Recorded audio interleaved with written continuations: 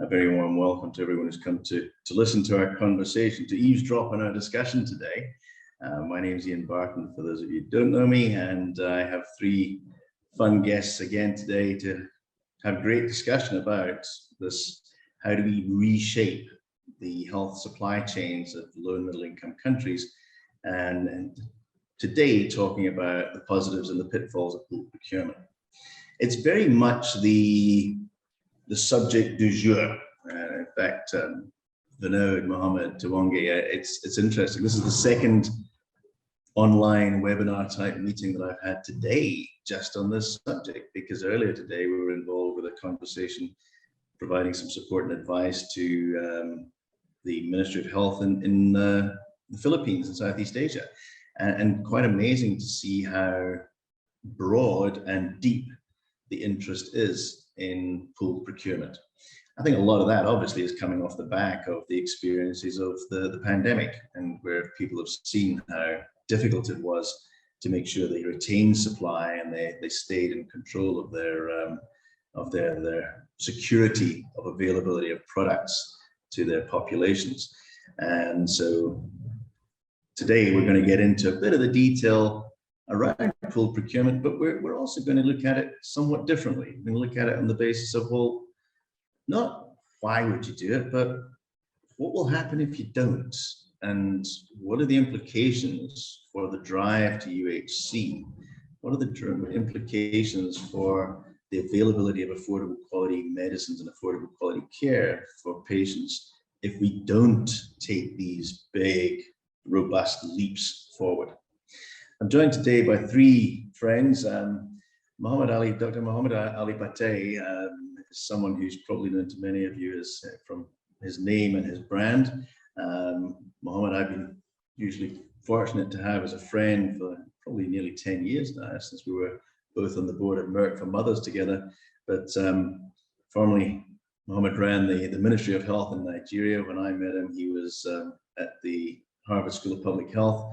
He then went to the World Bank for a period and is now back as the Julia Frank Professor of Public Health Leadership at the Harvard T.H. Chan School of Public Health. And so welcome, Mohammed. It's wonderful to have you here. Thank you for giving us your time. The second person in the group is Tawongi Mkandawire. And Tawongi is also somebody that I've known for probably a decade. We first met when Tawongi was our point of contact with the USAID mission in South Africa, when she was the head of the health system strengthening team in South Africa, and has now gone on and is working as team lead for Village Reach, based still here in South Africa, but working for Village Reach out of Seattle, but also had nearly 6 years of time with MSH earlier in her career, and before that with Broadreach. So very warm welcome to you. So Tawongi is a pharmacist with a master's, an MSc, Masters of Pharmacy, and then also an MPH. But I'm proud to say that her MPH is from the great University of Cape Town, where I got my own qualifications. So wonderful to have you, Tawongi. And then a third friend is Vinod Gupta.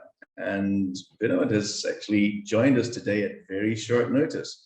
You may have seen on the invitation, we were hoping to have, well, we were planning to have Hitesh Harkchand, who's the head of partnerships at the World Food Programme, but Hitesh's kid got sick and he's landed up having to deal with that at some specialist center in the East Coast of the United States. So hopefully this child will make a great and full recovery very quickly, and obviously sending warm wishes and strength to him. Vinod, I approached this morning early hours and asked him to join us to bring a completely different angle to the conversation. Vinod is the CEO of MedSource, which is a group purchasing organization in Kenya, which is an investment of MSH, and brings together the aggregated buying power of almost 500 pharmacies, 500 independent retail pharmacies in the Kenyan market. And so what we've asked Vinod to do is to kind of talk to us about that opposite end, that private sector benefit of the pooling of procurement, and more importantly, even how they're able to do it just using technology, almost as a lights out model, rather than having to have big warehouses and lots of trucks. You don't have to do logistics to do pooled procurement. So that's what we're going to ask Vinod to talk about later on today. And then obviously there's all of you, and the goal is to make it as interactive and as engaging a conversation as possible. And so as the conversation develops and the chat evolves, the questions will be fed through to me so that I can feed them into the discussion. We won't wait till the end to do questions. We'll obviously do question and answers at the end, but if there's questions come up during the conversation, put them in the chat and I will ask them of that partner in the discussion at that time. So you don't need to wait till the end before you come up with your questions or ask your questions. So that's the case, and that's the logic. Those of you who've joined me on these things before know it's an engaging and an interactive discussion. It's not a presentation. None of the candidates are using slides today at all, which is wonderful. And so, yeah, I just want to give the chance for each of the three of you to give your opening thoughts and your opening remarks about pooled procurement and how do you do it, why do you do it, but more importantly, what happens if you don't? What are the implications if you don't? So, coming to you first, Mohammed, would you like to open the batting for us and give us your thoughts? Thank you, Ian. Let me also thank the whole MSH team for really being on top of this for many years. This is an opportune moment to have this conversation. Why are we having this conversation around pooled procurement? What are we trying to solve? And I'll start by saying that in the global context, with the aspiration for universal health coverage, we know that almost half the world's population is challenged in terms of access to basic services, but financial protection as a core outcome for health systems has also been going in the wrong direction from 2000 to 2015, or at least until now. So for the last 15 years or so, we've been going in the wrong direction. If you look at the WHO's Global Monitoring Report on universal health coverage, what is driving that is high out-of-pocket spending, increasing year on year in terms of the catastrophic expenditures to households, to families all over the world. Now, a core part of that is cost of pharmaceuticals. And so pooled procurement from the point of view of efficiency gains in terms of reducing that cost improves not only access, contributes to health outcomes, but also reduces the burden in terms of the risk to households from catastrophic health expenditures. So rethinking our approach to pooled procurement is really timely, and COVID-19 has only in fact, added more pressure to why we need to do that. So I really want to commend you for that. At the global level, it's a lot easier because you have global funders. And in a way, despite all the challenges you laid out in your recent paper, I believe that it's relatively easier at the global level. From the country perspective, there are 4 issues that I see. One is the political angle, which you alluded to, the political economy of organizing procurement in terms of pooling. Emergency procurement is much easier because there are incentives often in the wrong directions. And you're really saying, look, let's get the efficiencies by organizing procurement better, and there are losers in that. So how to deal with that? That requires political will, political leadership that brings all stakeholders to be able to deal with that. Secondly is the procurement laws and regulations themselves at national level for public finance, not the donor finance, because that's a little bit easier. The nuances in terms of how the procurement laws and regulations are applied at the national and subnational level, I think are an area that would need to be looked at to enable pooled procurement to take off. Linked to that is financing. The predictability of financing is important, the stability of that, but also when the resources become available to pay for it, because no supplier, and we'll hear from Vinod and others, the risks that might entail to fund a government over time when you're not guaranteed or in what currency you'll be paid when you deliver products, even if you have a long-term agreement. I think that's an important aspect. And then finally, the capacity angle. I think it's also important to think about. And at the global level, I think the entities that work internationally may have robust capacities, they can afford them. But if you're in a state government or province, where's that capacity and who needs to build that?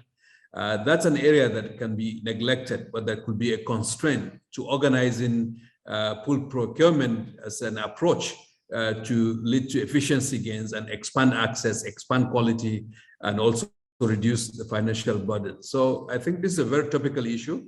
So I really thank you, Ian, and others for really bringing this to the fore. Thanks, Mohammed. That was wonderful as a kickoff. A couple of points. The first one is, well, thank you for giving a shout out to the papers. For the audience, there's two papers that we published as MSH yesterday that went out. The one on the why of pooled procurement, directed at policymakers. The other on the how, directed at technical implementation partners. And I think if somebody from the back office group could drop those into the chat, the link for the website into the chat, that would be great. Something you spoke about was this impact of the cost of medicines within the total healthcare spend and what that does to drive the cost of care for patients. In that conference we were involved in this morning, there was a fascinating conversation with Sarah Fitt, who runs Pharmac, which is the National Procurement and Supply Agency of New Zealand. And she, in her opening slides, quoted the total health budget of the country and the pharmaceutical spend as a proportion thereof. And I looked at these two numbers and I went, that's only 4%. So the country of New Zealand is only spending 4% of their total healthcare budget on medicines. So it looked surprising to me. So I jumped on my WhatsApp and I got hold of the person who runs the Affordable Medicines Directorate here in South Africa. And I said, what is your total spend on pharmaceuticals? And her spend versus the total healthcare budget in South Africa is 39%, almost 10-fold greater. And so I just wanted to bounce it at you, Mohammed. Have you got any perspective? And that 39 sounded more logical to me because I know that the private health insurance market in South Africa quotes a number between 25 and 30% of total health costs going to pharmaceuticals. Have you got a feel from your perspective on what the sort of norm is in our markets? Because if that benchmark of 4% is right, that shows us how much opportunity there is to drive out cost. I think 15 to 25% is sort of more the range that you would expect to see. But out-of-pocket spending, the less people have pulled financing mechanisms for healthcare, the more out-of-pocket spending as a proportion within total health expenditures in countries. And within that, the cost of pharmaceuticals tends to be higher. And so that brings to the issue of not only pooling within the public sector systems, but also the private sector. And I think it's an important aspect as well, because not only in terms of just the cost, but also the quality. And so love to hear Vinod and his perspective from a private sector provider, because I think that's an important element as well. There's actually a paper in this, Mohammed. I'm into this writing papers now. So New Zealand's private markets as a percentage of total healthcare spend is 0.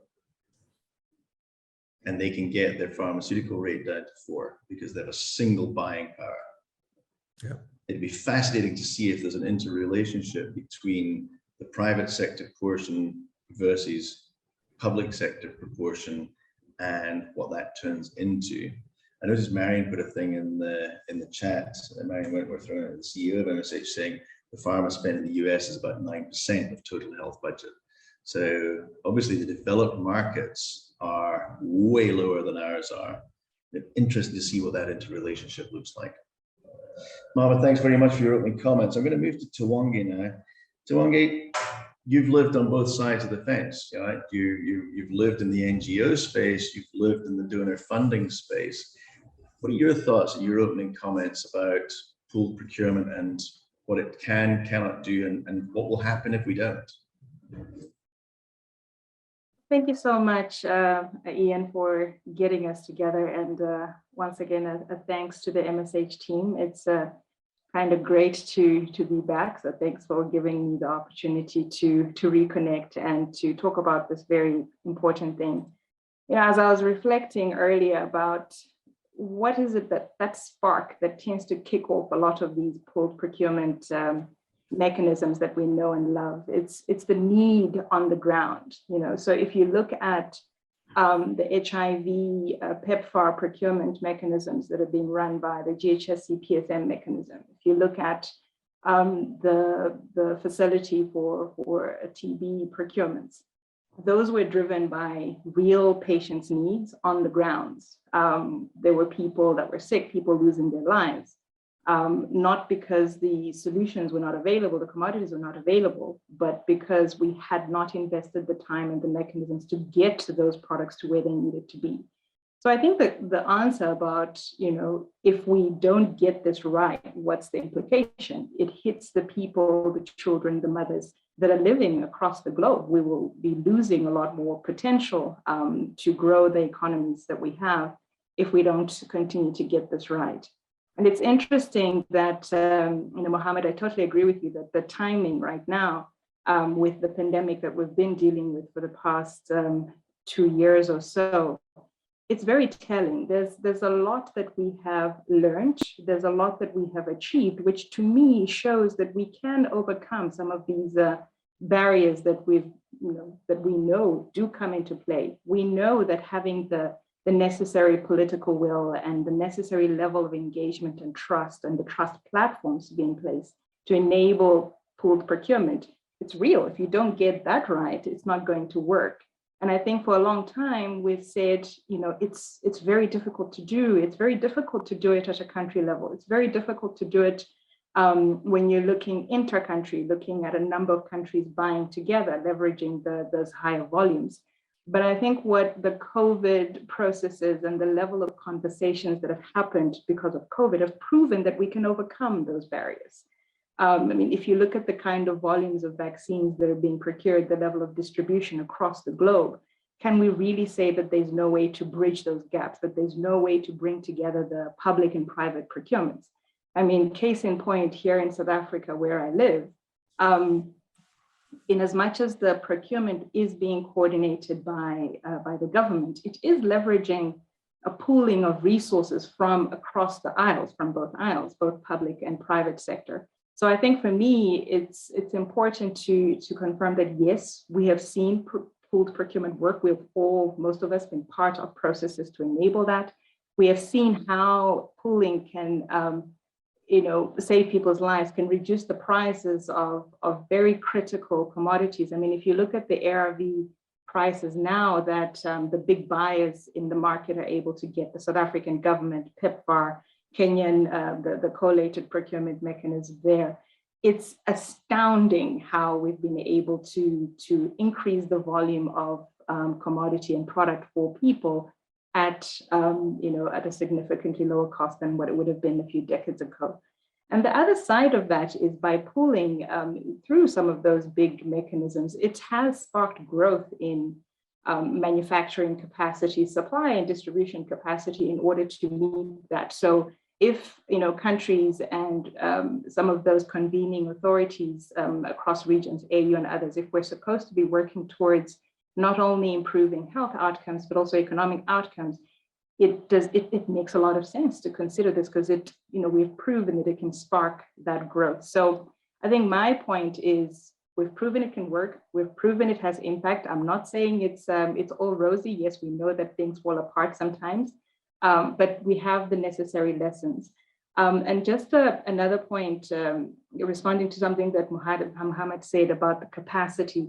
I think over the past few years, through efforts of governments, donors, implementing partners like ourselves at Village Reach, we have made a lot of strides in enabling the downstream systems to be able to respond and participate in a pooled procurement market. I mean, one of the most critical things that you need to make it work is the engine is the information. We need the right data coming from the ground, getting to help us understand what the true consumption is, what the true demand is, both on public and private sector to inform that. So there've been strides which are getting us there.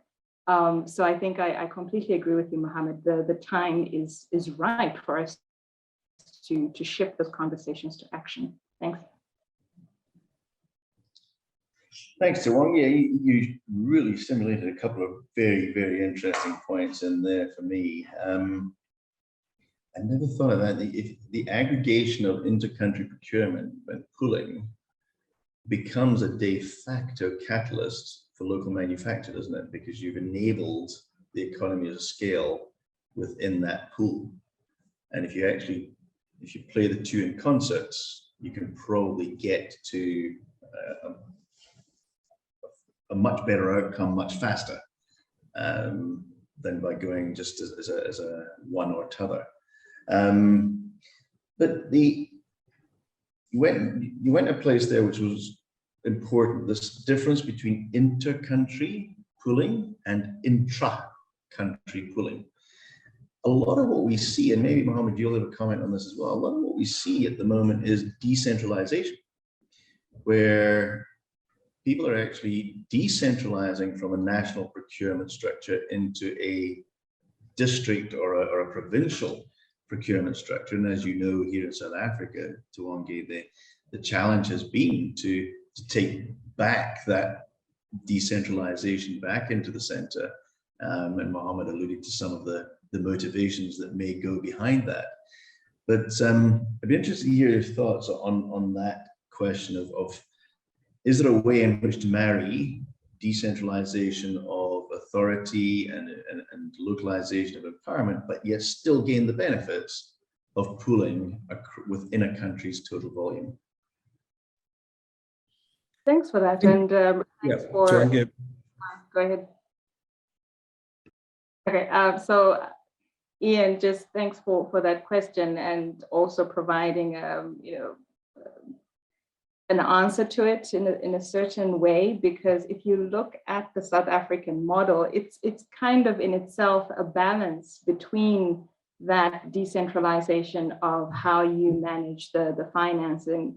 So just in terms of context for those who might not be aware, South Africa has got 9 provinces, all of which have a fair level of autonomy. They have their own budget, they have their own plans, they have their own infrastructure and management structures for the health system. However, they have a mechanism as a country that allows those provinces to buy into national tenders. So there is, what you might call a convening authority, which in this case is the National Department of Health, who facilitate the administrative execution of those tenders, and that enables them to get consensus on, okay, what is the true total volume that we're looking at? Province A will bring in X amount and so on and so forth. So they're still able to pool the volumes to get the necessary price efficiencies. However, that sense of autonomy still remains, because the provinces then still have that option to, they draw down on the contract and they process their own payments on suppliers. So it's I think for me, it's an interesting model to look at when we think about potential for inter-country procurement, because if you look at the key elements around that, you get countries that are different, that have different needs, different volumes.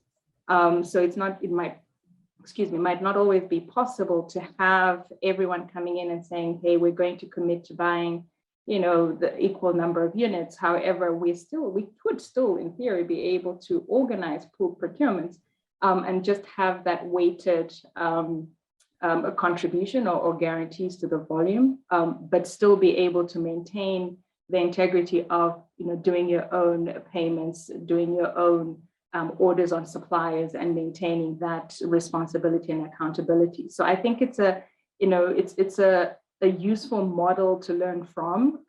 But I think for me, one of the most critical pieces would be that convening authority. The National Department of Health here has got the legal backing to be the convening authority. I think if we're talking inter-country procurement, that is where the political will becomes quite key, because you need the countries to be able to back that convening authority sufficiently for them to function and engage with the market in a way that is actually constructive. Mohammed? I just wanted to add to what Chiwenge mentioned in terms of the intra-country pooling and the challenge associated with that. Your paper again laid out a gradation of models from pool procurement approaches, basically from informed buying to coordinated buying to centralized. So with higher levels of centralization or unitary systems of government, it might be a lot easier to go the whole hog than if you have a federal system where the intergovernmental fiscal transfers and the autonomy is really vested at the subnational level. To coordinate that, to finance those pool procurement approaches will be a little more complicated to go off the bat. So informed buying and coordinated approaches might be the way to go at it. And to the extent that the private sector itself is organized and the pricing is transparent and it functions well, then the value proposition would be a lot more clearer, and actors can then participate with the public sector and the private sector working hand in hand in more complex systems like we have in Nigeria. Really interesting. Just a couple of comments on some of the stuff that's coming in the chat. Yeah, Hass, I wasn't for a second suggesting that New Zealand's 4% was an indicator of underspending. I was reflecting on the fact that I think that should be an ambition, is to say that if we're at 40 and they're at 4, the answer is somewhere in between. Not saying that theirs is low. And yeah, and Mike's comment about the reimbursement models and the access to innovative products, I think that's a conversation for another day on its own, because the rigor that's applied by the National Health Service in the UK, by some of the European agencies, and certainly in New Zealand, around health impact assessments and health economic evaluations prior to allowing products to be registered and listed is a topic all of its own in terms of reducing cost.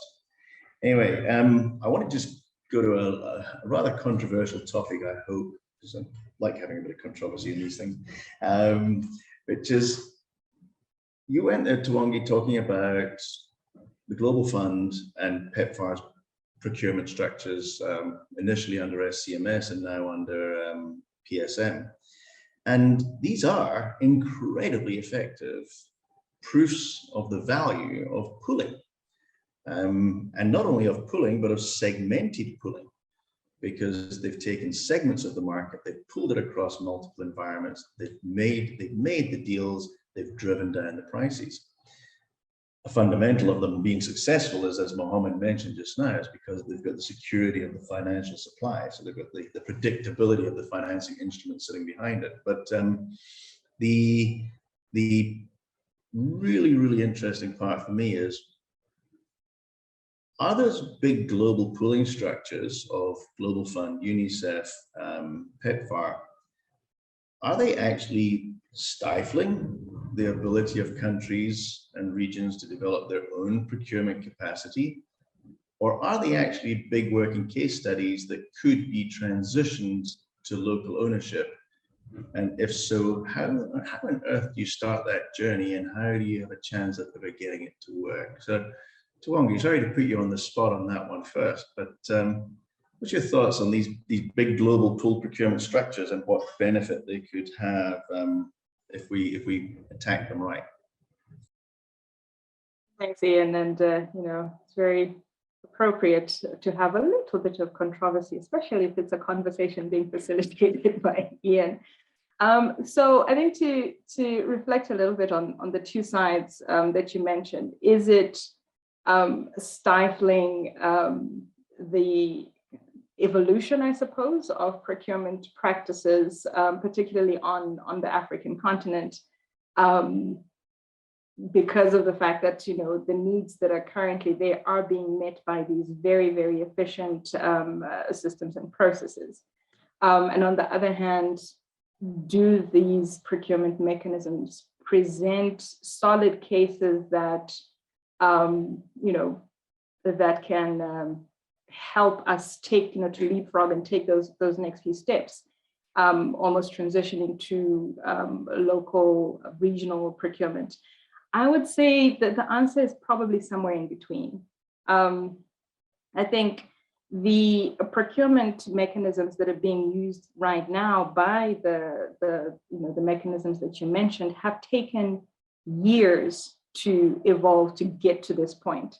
There's years worth of learning in terms of how the systems should be structured. And by systems, I'm not just talking about technology, but how the governance mechanisms need to be established both on the downstream and upstream. There's, the necessary coordination and conversations that need to be happening with the manufacturers, with the suppliers that are possible because of that pooling. But at the same time, there are a lot of downstream standardization or harmonization in processes that enable that conversation to happen. So I'm referring to the HIV case in particular. There are a lot of investments that have been made in electronic patient records, in supply chain systems on the ground, so that we can gather that information on what's the clinical need, what are we seeing in terms of commodity needs, so that that conversation can be facilitated with the suppliers, so that they get a clear sense of, this is what we're going to need now. This is what we're, going to need because we're switching, or 2 years ago, we were planning to switch to TLD, for instance. So make sure that you plan your manufacturing capacity properly. So I think there is a lot that, can be learned from those cases. In terms of, I think there are definitely opportunities there, maybe to figure out how to leverage these existing commitments of funding for the procurement of commodities and system strengthening activities, almost as a bridge towards enabling countries to be able to procure on their own through sound, not just countries, but inter-country procurement mechanisms.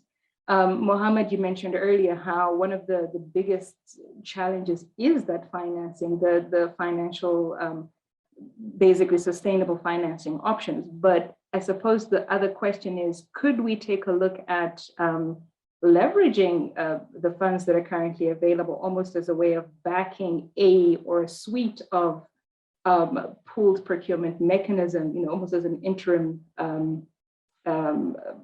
financial backing mechanism for those, while we allow the evolution of those financial mechanisms for inter-country procurement. So I think it's definitely something that requires a lot of food for thought, and I'd be quite keen to hear what is coming through in the chat as well about how we can bring those two pieces together for a sustainable procurement option for countries and regions. Any thoughts on that one, Mohammed? I think I agree with Chiyenge. I think there's also a dimension of how the funds get channeled, how do they get applied to what is being bought. In terms of the global approaches, they've been well established. It's taken a while, it's functioned, but they can reinforce fragmentation at the country level without the harmonization, which Chiyenge mentioned. And also in terms of aligning with the government's own domestic resources, because that's the way to build the capacity over time in terms of planning and how to access those pooled procurement mechanisms or to organize them and all the elements that are in there. Thanks, Mohammed. There was one of the questions in the chat and from Gasha Shifra saying, is there any lessons from the SADC pooled procurement initiative? I'm probably the wrong person to answer that because my answer would be talk is cheap and money buys whiskey. The passing of resolutions at meetings in 2012, which 10 years later have delivered nothing in terms of results, surely is a lesson from which we can learn. Vinod, I'm going to come to you next. I really would die to hear what you've got to say, because there's this contrasting picture of what can be done in the private sector. Because as we get through this, we've got lots of thoughts already that have been bubbled out of today about how do we pull these together, So Vinod, tell us a bit about the approach of MedSource, the concept of group purchasing, and what it's delivering for the patients on the ground, not just for the member retail pharmacies. Great, thank you. And Good morning, good afternoon, good evening to all of you from whichever part of the continent you're from. Glad to be on this call, and Ian, thank you for having me here. It's a very honorable panelist that I have together with me today, so it's an honor for me to be part of this. Taking from the cue of what you started off with, I think under the private sector program, we've started off quite well in Kenya. And when we say pool procurement, I think where we lose the context is that people talk of price. So it's just not price. Remember, it's about access, it's about affordability, it's about reach, it's about availability. And more than that, it's about the data generation of what is needed, where and how much, in what quantities, and which is what can help the entire concept of pool procurement for the government as well as for the private sector as well. So coming from there, I say, Metsos has been able to effectively create, well, I could say no touch, no sight kind of a system. I don't deal in products. I don't have any visibility of the actual packs, and I don't handle logistics.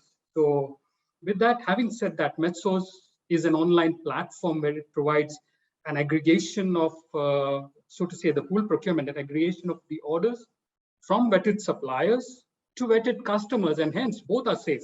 So the suppliers are safe because they know the customers they're dealing with, and the customers are safe because they know that they're getting a fully pooled procurement system from vetted suppliers.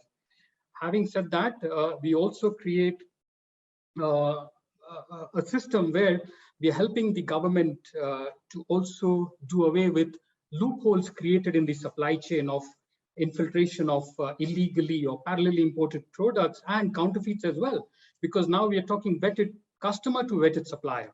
So yes, you rightly said we have reached a target audience of around 500, over 550 members trading on the platform, and we currently cover 81% of the country. This is all private sector still.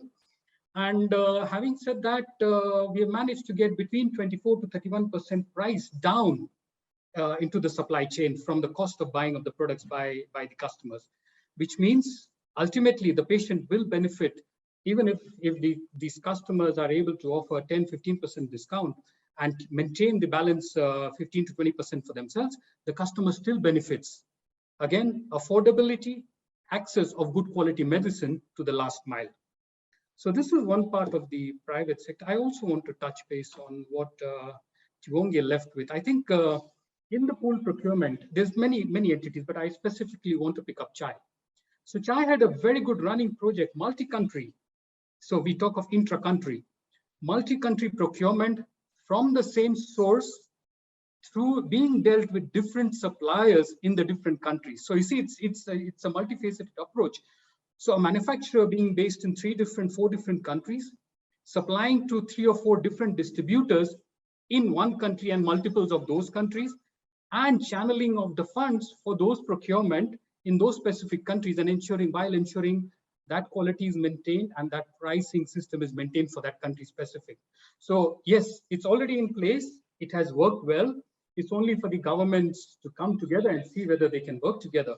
EAC, for that matter, East Africa Community, is now getting stronger and stronger. We are also getting into a process of where we can have single regulation.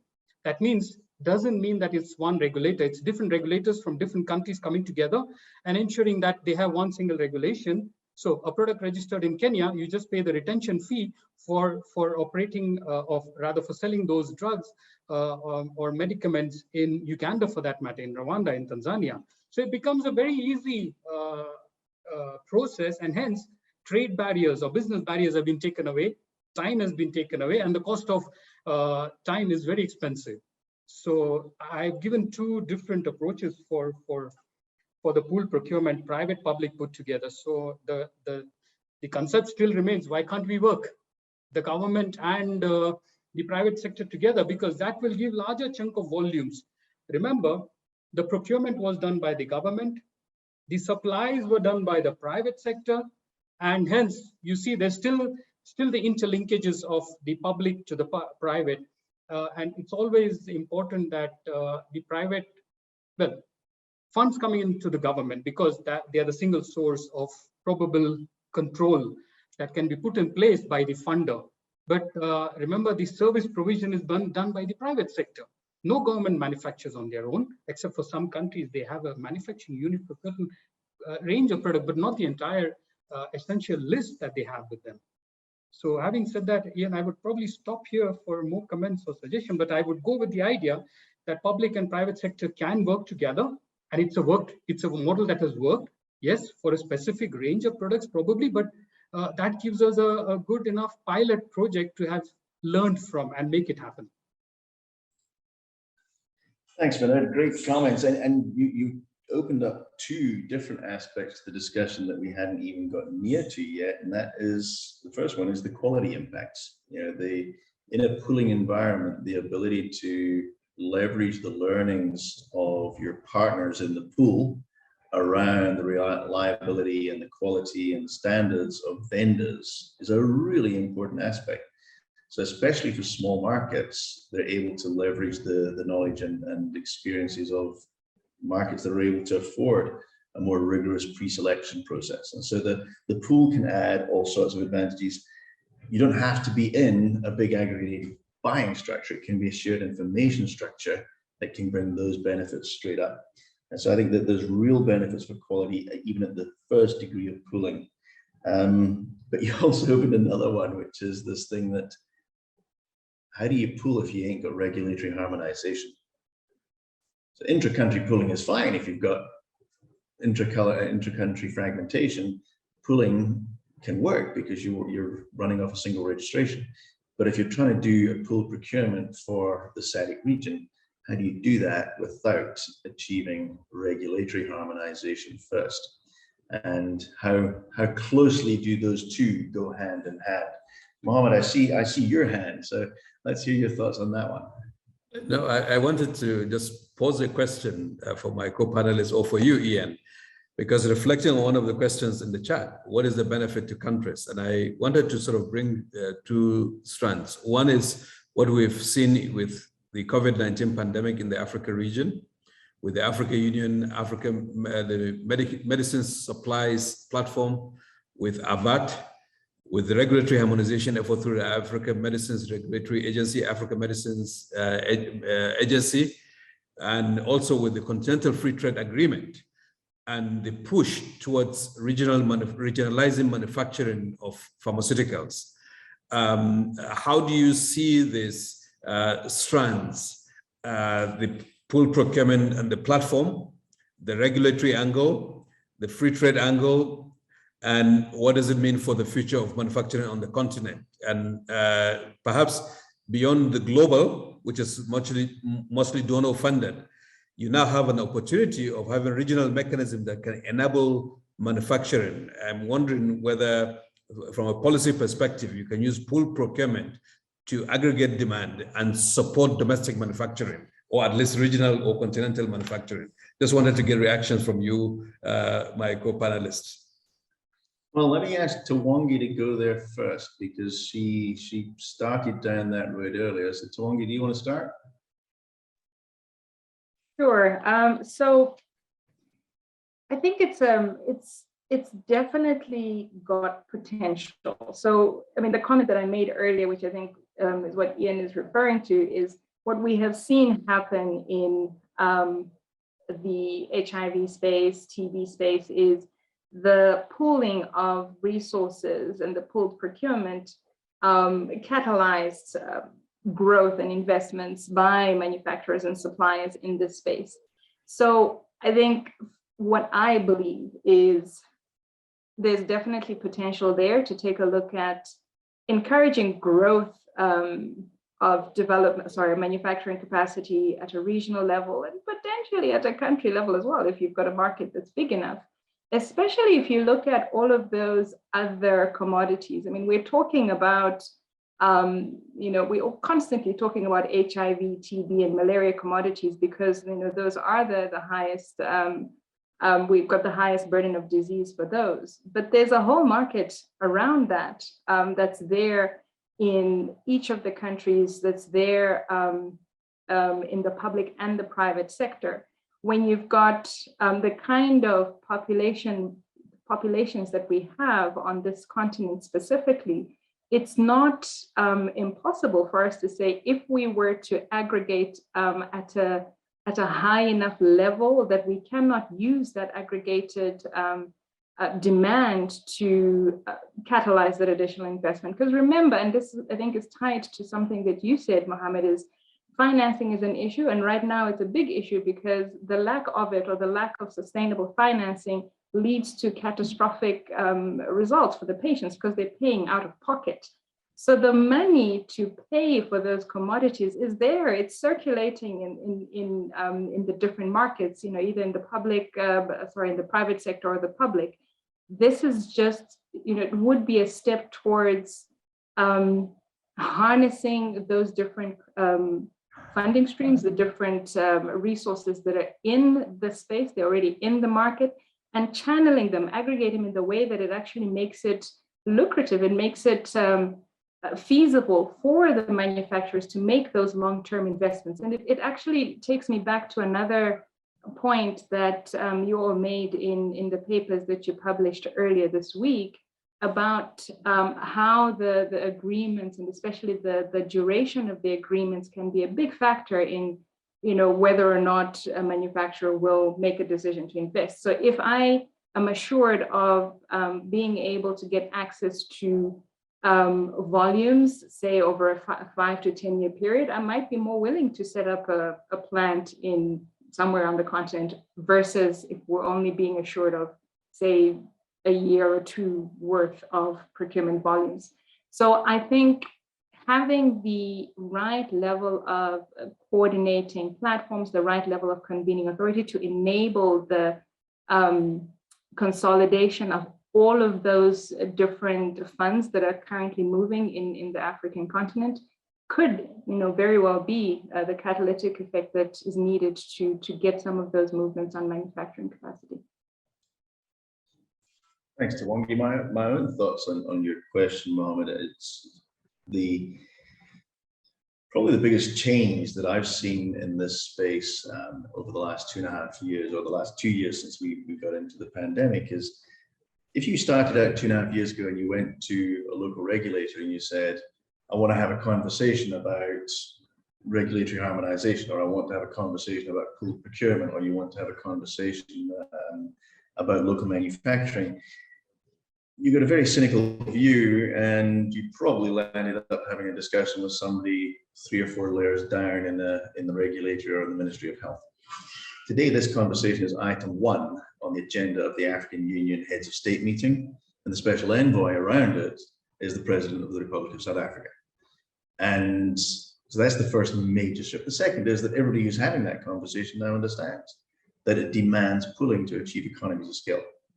And that may be regional, it may even be sub-Saharan Africa. But if we're serious about it, it's going to demand that aggregation of scale. And so the convening consequence of that is really, really important. And then the third point is what you're explaining and pointing to around the enabling trade regulations, the enabling non-health regulatory structures. There's been a couple of comments about the legislative frameworks that are needed to be able to put pooled procurement in place. But it's not just the legislative requirements within the Ministry of Health that need to be looked at and addressed. There's regulatory requirements across multiple ministries that need to be looked at as well.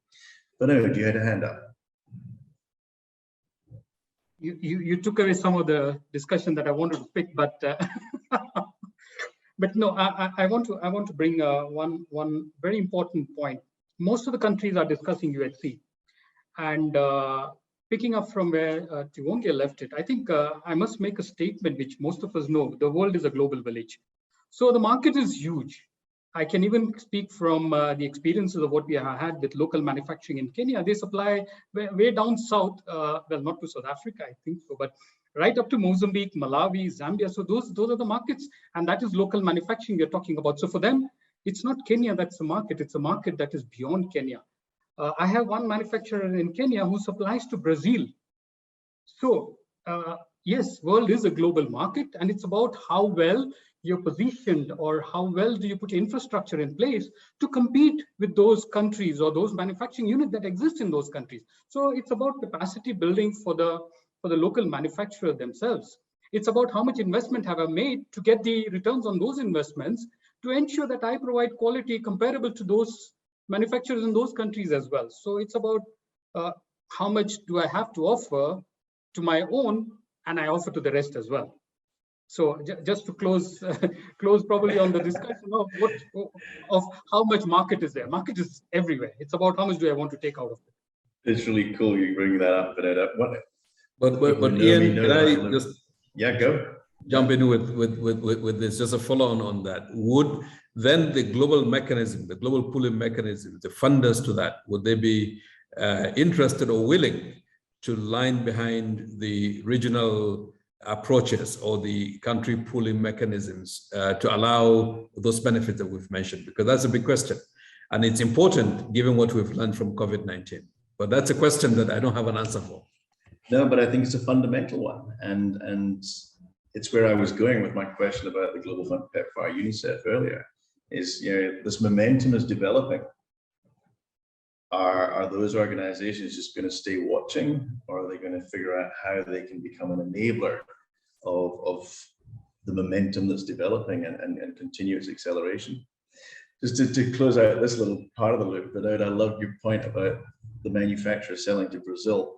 I'm all reminded, the people who know me will know that I have lots of these sayings, and one of them is, with all the people who want to discuss why something cannot be done, please stay out of the way of the people who are already doing it. And it's amazing if you actually cast your eyes around how much is already happening and how much people have just made it work and got on with it. The questions are coming to me, Vinod, so I'll push them out as I get to them. Your comment earlier on segmentation, I think, is a really, really interesting one. And it circles back to Wangi's comment about the big three. Again, referencing back to that Philippines conversation this morning, I was really struck by how both in the Philippines and New Zealand, they've clearly segmented their catalogs. They have products that they engage in multi-vendor tender processes, some going to multi-awards, some going to winner takes all. That's a different discussion, but they have a high volume, low value, generic area of their catalog, of their essential medicines list that they're taking on that basis. And then they have the innovative product, which is still under patent protection, which they're managing under a completely different procurement structure, wherein they're able to get into direct negotiation with the vendor around price and supply and reliability of supply. And so this issue of segmentation is vital, because not only do you see that if you target your energies around specific things like antiretrovirals, the power of what can be achieved.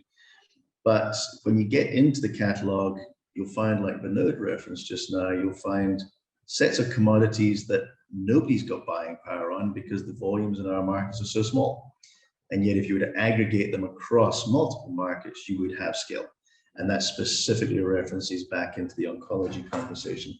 And then the similar thing goes to the question that was in the chat about the cardiac centers, where I think the ability to use specialist product requirements across multiple markets becomes more about regulatory issues than about the buying power and the ability to manage it. Vinod's experience shows you can do this by system. You don't need to touch the product. And it's then just a question of figuring out how to manage the waivers or the section, what we call in South Africa, we call section 21s, to be able to move product in. So on that topic, segmentation and small volume aggregation, Vinod, any thoughts, any pearls you can add to those in your experience with MedSource? Do you find that you get the most benefit out of a small volume of products? Do you get the most benefit out of the innovative products? Do you get the most benefit out of branded generics? Is there a natural segmentation consequence that you see in your operation? Yes, thank you for the question, a good one. On the platform, we see the benefit in two ways. One, yes, there's definitely a price benefit when it comes to the branded molecules, to the brands, because now you're talking of the perceived so-called perceived quality of the medicine being available at an affordable price comparable to a branded generic, for that matter. And then the branded generic takes over the market of the probable generics as a last alternative that the patient would want to take because it's the most cheapest. So you see now the branded products and the branded generic products have taken over a larger chunk of each other's market share, and they're coming down the line so as to give better benefits to the patient. So yes, price benefit is definitely a big advantage, and it moves across the entire portfolio of the branded generics and the generics as well. Remember, the generics still want to be there. And for that matter, they would want to up their quality and their perceived value in terms of just being a generic player to get to the level of the branded generics, and hence ensure quality processes are in place so that they get better margins out of the sale or the returns that they get out of the marketing activities that they do, and the investment that they made into ensuring better quality for the products. So all three, we have seen that it has made an impact for each other.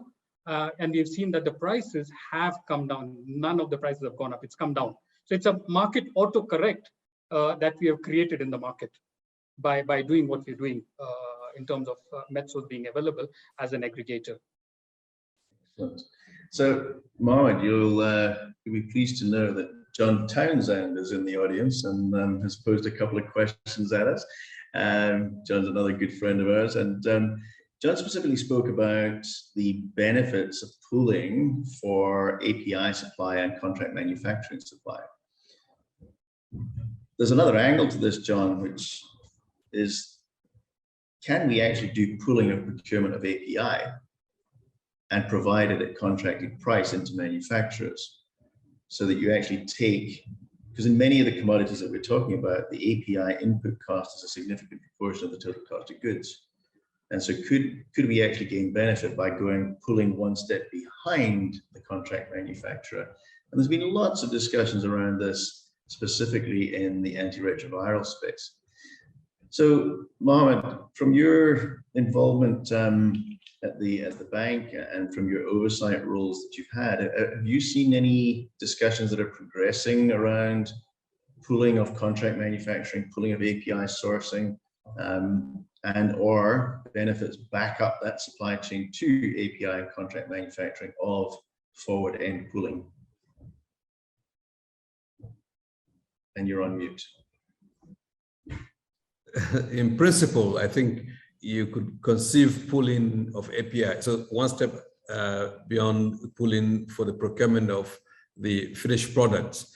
But I have not really been privy to discussions regarding whether that is, in fact, going to happen or is imminent.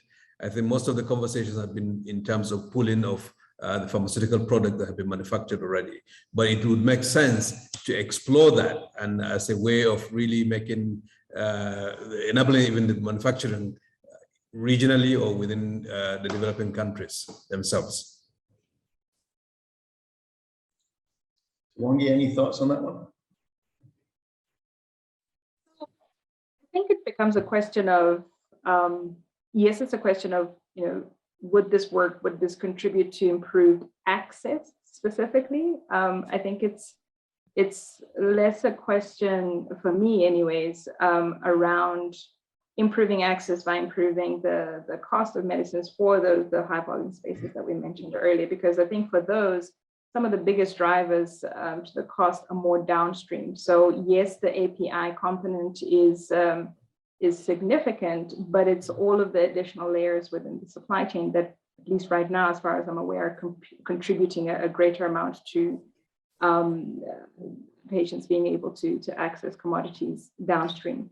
However, having said that, going back to my comment earlier about, at the end of the day, this is about the patients. It's about making sure that we are taking the steps to get to true universal health coverage. And in that space, Ian, you made the comment about, products in the oncology space, for instance. It's challenging, I think, for a lot of patients in African countries specifically to get access to certain agents because of the fact that the mechanisms are just not there to enable that access. Yes, there is a significantly higher cost element to it, but I think just taking a look at how we can improve access by enabling exchange of information, even if it's about enabling that exchange of information across countries so that you can have better conversations with suppliers to bring commodities, critical life-saving commodities, into this space. So I think on that one, it becomes more an ethical question, I think, in terms of where we put that on our list of priorities as individuals working in this space, as governments, as convening authorities for those regional bodies. So I think for where we are right now, it's more a question about that. I think downstream, assuming we were able to resolve some of the pooling mechanism challenges that we've been discussing today, I think then the placement of where some of those very, very niche markets come into play on the priority agenda would shift. But I think right now it's really about the patient access element, and maybe the API pooling level could assist with that. All right, I want to change tack because we're down to where we've only really got 20 minutes left before we'll have to do final comments. And I want to circle back all the way up to the conversation that we were having earlier on decentralization. So Emily Bancroft put a comment in the chat saying there's definite evidence that links decentralization to enhanced primary healthcare outcomes. Yet we know that in that decentralization, you run an increased risk of corruption. And John, there's good data to show that the decentralization enhances corruption and centralization reduces it. It doesn't actually just create a bigger opportunity for corruption. And in the decentralization, the most interesting thing that we saw in the South African experience was in that loss of control. We had products that were being bought at 22 times the price of the tender value because of that loss of centralized contracting control. And I think the way in which we've seen it work quite well, and Tawongi, I'm going to come to you on this first, and then Vinod, also you in terms of what you're doing with the shortened supply chain model. This decoupling concept. So if you look at the way the South African ARV tender works, we have a centralized procurement engagement. We contract with the vendors centrally, and we decouple that process from the actual goods movement. The goods movement goes direct from manufacturer down to point of care for high volume sites, down to central dispensing service providers for the chronic medicine dispensing work, and down to depots for the small volume sites. But the manufacturer is responsible for doing it. And in that decoupling, we take out a whole bunch of the concerns around actual on-shelf availability at district level. And so we're not seeing the out of stocks that a centralized buying, storage, and delivery system provides. We're seeing high levels of on-shelf availability because we've gone with that shortened supply chain by decoupling the buying contract process from the draw-off and delivery process. So Tawongi, you were part of building that, you were part of putting it together. First thoughts from you, and then Vinod, also the consequences of what you're seeing for on-shelf availability in the Kenyan model. Thanks for that. I think two things that come to mind, and thank you for describing the South African model so well. One, by pulling the kind of procurement administrative elements of the tendering process, there's an opportunity there, which I think has been quite beneficial to the South African space, where they're able to get economies of skill and not necessarily economies of scale. So, to be able to administer the kind of tendering of the kind of volumes that are in the South African space, you need, the right level of information, the right level of skills, not only in terms of the upstream planning side of things, the selection of products, the negotiation, the setting of the price, the single exit price model that's here, which I think has presented a lot of opportunities to enhance that opportunity for efficiency even further in the South African space. Not saying that the capacity is not there in each of the respective provinces, but by pooling the administrative side of things, they're actually able to harness the skills that are available in the different provinces to benefit the country as a whole. So I think there's that element. And then the other side of it, which is, yes, I think in the previous model, there's a school of thought that there were more opportunities, I suppose, for losses to occur in the system. But I think one thing that has been, at least from my own personal observation, that has been quite helpful is by pooling, enabling the procurement and shifting the responsibility of certain functions within the supply chain to the manufacturers, to the wholesalers. So for instance, the suppliers on the South African tender, and my information might be a little bit out of date on this one, but they generally are required to maintain the buffer for the commodities on contract. So they're required to maintain, I think, a 2 to 3 month buffer, which reduces the level of stock holding that you would traditionally have seen sitting in a public health warehouse, for instance. Not saying that the warehouses are suboptimal, but you are now able to leverage infrastructure and capacity in terms of human resources and other things that are in the private sector as well as the public sector to manage your products and your supply chain.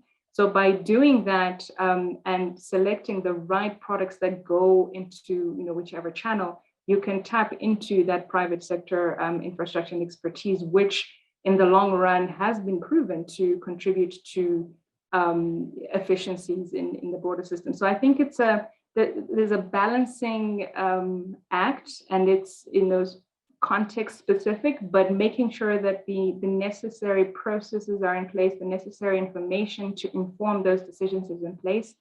It could enable countries, regional bodies to be able to overcome the challenges that were being raised related to pooling and risks that come with it.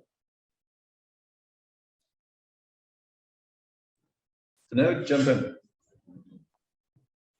I want to take the conversation from Tibonge, where she stopped in terms of having the buffer. So I think having said that, it's only the burden that is transferred. We have not solved the problem. So we have only transferred the burden from public sector to an investor. So the problem is still there. And it's the investor bearing the brunt of it. And hence, if you're looking at pool procurement, I think then the cost goes up, because he would hold stocks for 3-4 months, and then hence his holding cost goes up. Yes, the government saved, but did it actually save? So the cost will still be passed on in terms of an increased price, or the business suffers the loss. I don't know whether you want to give Tibonge to come in. I'm actually going to stop you and let Tibonge come back in. And Tibonge, just as an aside, please remember that until a few months ago, this man was the vendor. Okay.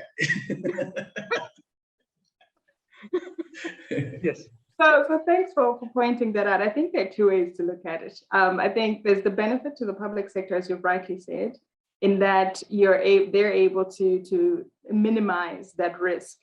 But then I think, and I hear your point about, the problem is still there. It's not that you're getting rid of it, but what I believe is that you're kind of spreading the risk a little bit, and to a certain extent, the capacity that is being leveraged in the private sector is not just there for the products that are currently, that are being procured for the public sector, right?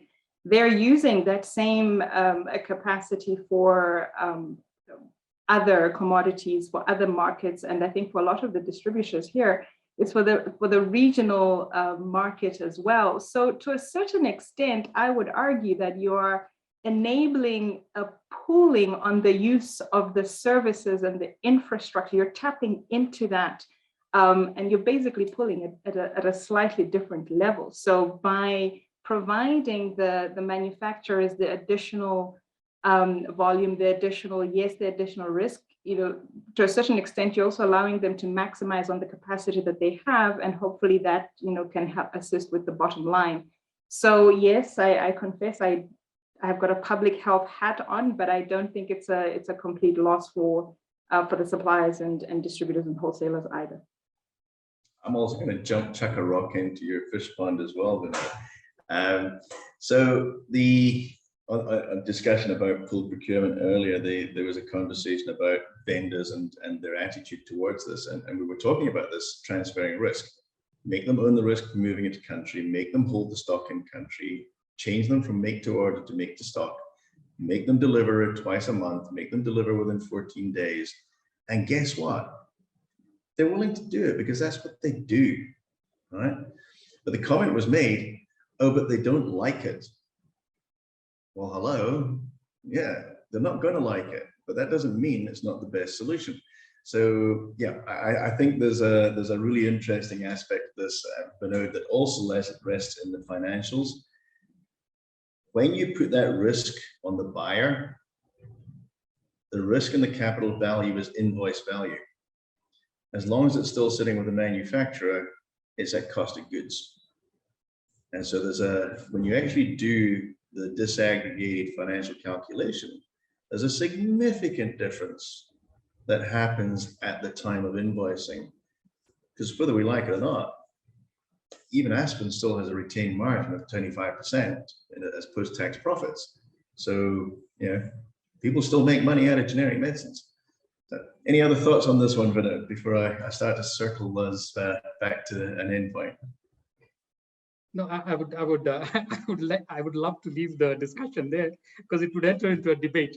But yes, having spoken about the procurement in the government sector in Kenya, I wanted to give context. It's about the visibility. Yes, if it's a pool procurement, we have devolved the system in country.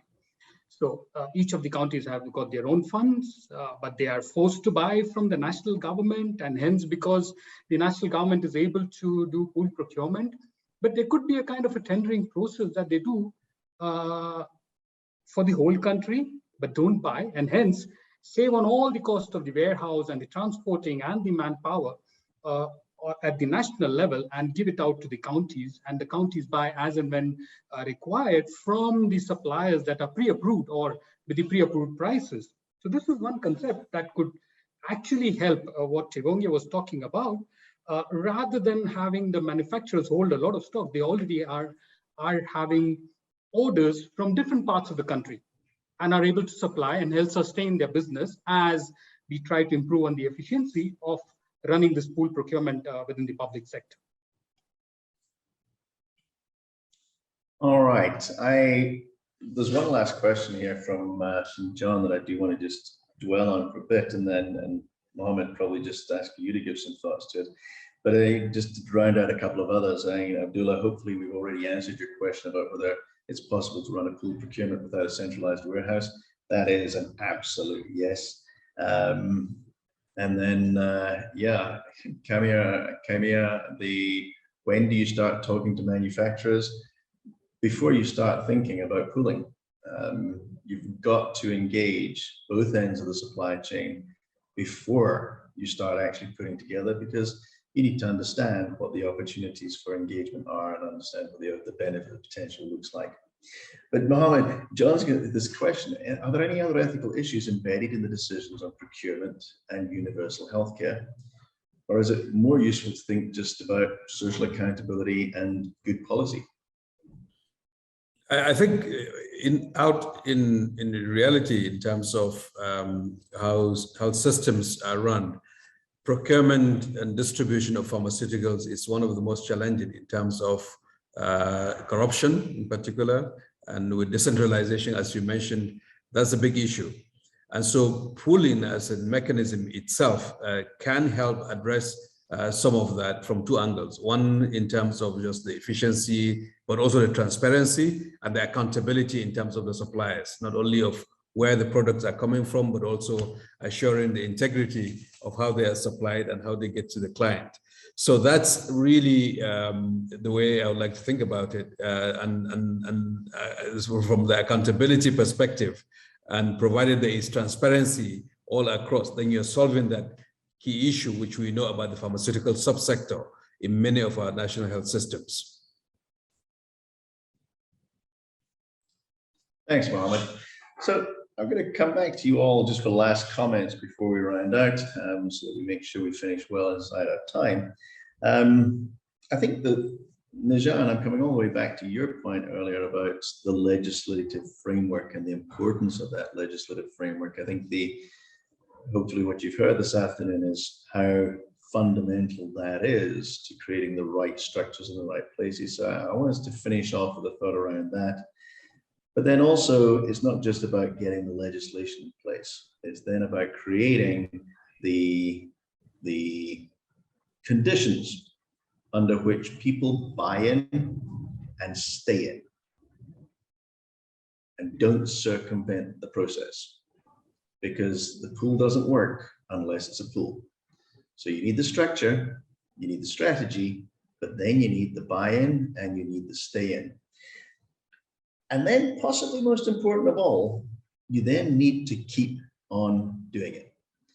And one of the things that came out really clearly today for me is that one of the reasons that PEPFAR and the Global Fund, UNICEF, these organizations are getting this right is because they've built a structure, they apply it, and they keep on doing it, refining it, improving it, and continually getting to a better place.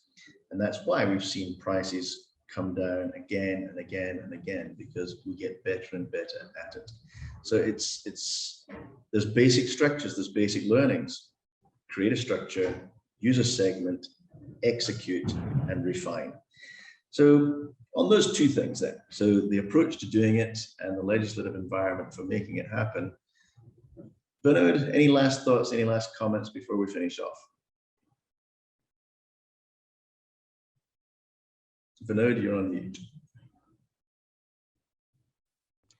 No, I think I just wanted to pick on a topic of UHC.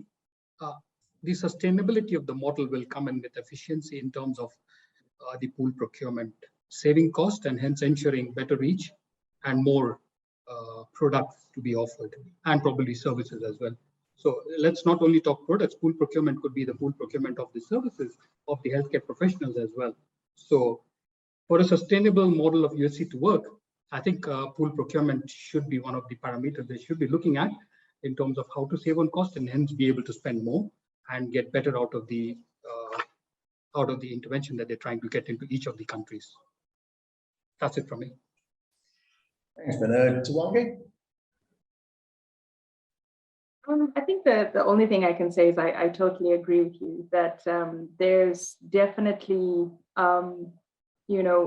it's necessary that we figure out how to get it right now, and we figure out how to keep it going. And it really goes back to one of the fundamentals that you mentioned, which is the will. And I would say that right now, given the fact that we have seen and we have proven because of the COVID pandemic that we can work together and we can get things done, I think, we need to make sure that we do not lose sight of the lessons that we have learned during this process to enable exactly that, to enable us moving in that direction, getting it done, and hopefully keep doing it so that we can improve on it. So just agreeing with you on that one, and thanks again. And I got to tell you, Tiwangi, you won the prize for soundbite of the day from me, which is economies of skill versus economies of scale. I love it. I'm going to be using that again and again, I can assure you. Mohammed, coming to you for last thoughts. Round us out. Well, thank you. I think this has been an excellent conversation with my really distinguished co-panelists and yourself, Ian, and also an engaged audience. I think all the questions and comments have been very, very helpful. I think if we look at the UHC landscape and where we are, it's very sobering to know that we are really off track, and COVID-19 has not made it easier. And that financial protection, we've been heading in the wrong direction. And the cost of pharmaceuticals are a key contributor to that.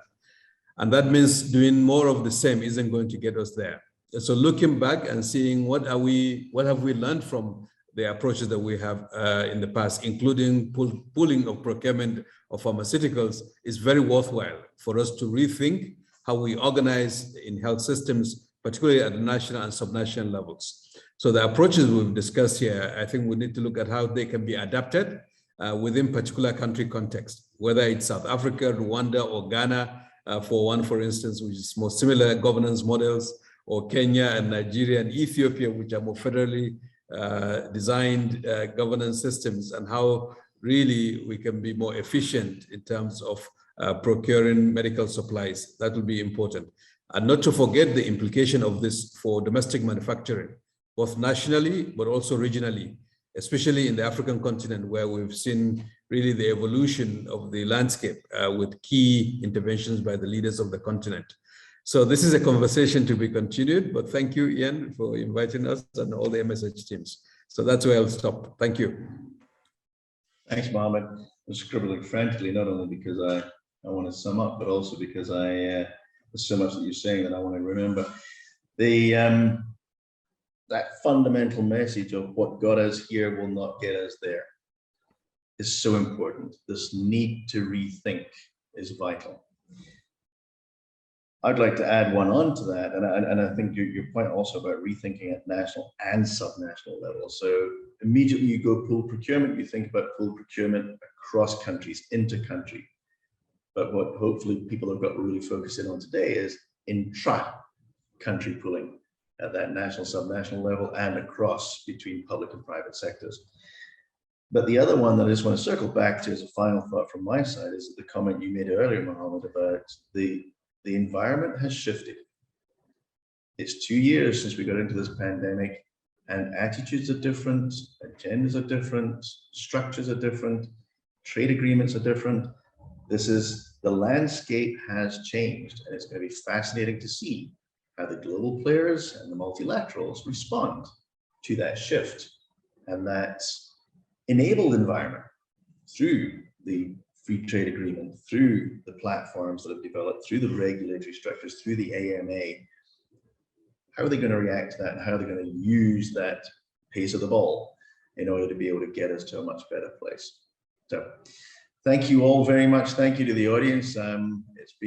We just didn't sneak over the 200 participants level. I was watching that, but if you add us in, we did. It's been a great discussion. I've learned loads, and it's been really good fun. And I hope you've enjoyed it as well. And hopefully the audience has had a bit of fun as well in watching us go through this. So thanks very, very much to all of you. Thanks to MSH for convening us and for putting the whole thing together. And look forward to the next conversation, and go to the MSH site and download those papers, because it explains a lot of philosophy around the why you would do it, and also a lot of the technicals about how you would do it. Thanks again. Enjoy the day. Thank you. Bye-bye. Cheers.